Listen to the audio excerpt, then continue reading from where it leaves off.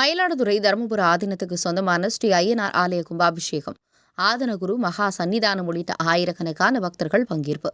மயிலாடுதுறை மாவட்டம் மயிலாடுதுறை அடுத்த கருங்குயில்நாதன் பேட்டையில் தருமபுர ஆதீனத்துக்கு சொந்தமான பூர்ணாம்பாள் புஷ்பகலாம்பாள் சமேத ஸ்ரீ ஐயனார் ஆலய மகா கும்பாபிஷேகம் நடைபெற்றது.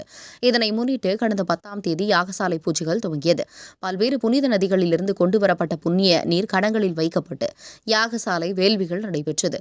4 கால யாகசாலை பூஜைகள் நிறைவடைந்ததை தொடர்ந்து மேலதாளங்கள் உள்ளிட்ட மங்கள வாத்தியங்கள் முழங்க புனித நீர் ஊர்வலமாக எடுத்து வரப்பட்டு கோபுர கலசங்களுக்கு ஊற்றி கும்பாபிஷேகம் நடைபெற்றது. தருமபுர ஆதீன குரு மகா சன்னிதானம் ஸ்ரீ மாசலாமணி தேசிக ஞான சம்பந்த பரமாச்சாரியார் சுவாமிகள் முன்னிலையில் நடைபெற்ற நிகழ்ச்சியில் ஆயிரக்கணக்கான பக்தர்கள் பங்கேற்று சுவாமி தரிசனம் செய்தனர். உங்கள் பகுதியில் உடனுக்குடன் முக்கிய செய்திகள் உங்கள் விரல் நுனியில் காண எங்கள் தவசி நியூஸ் 24 சேனலை காண தவறாதீர்கள். உங்கள் மயிலாடுதுறை மாவட்ட செய்தியாளர் ஆயிலஞ்செயனுடன் உங்கள் தவசி ரமேஷ்.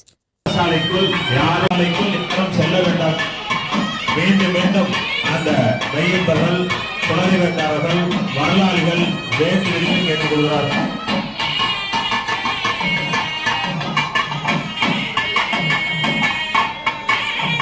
பரிவார கும்பாபிஷேகம், அதைத் தொடர்ந்து மூலவருக்கு கும்பாபிஷேகம், அது பிரசாரம் அன்னதானம்.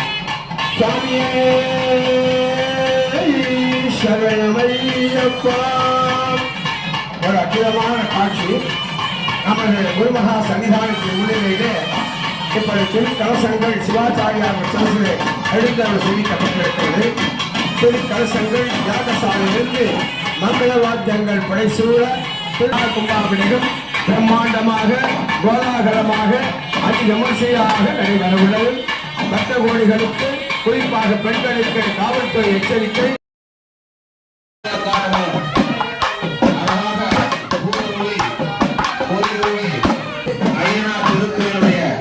கும்பாபிஷேக பெருவிழாவானது இன்னும் தொடர்வதை பேராசிரியர் வல்லநாயகம் சொல்கிறார்.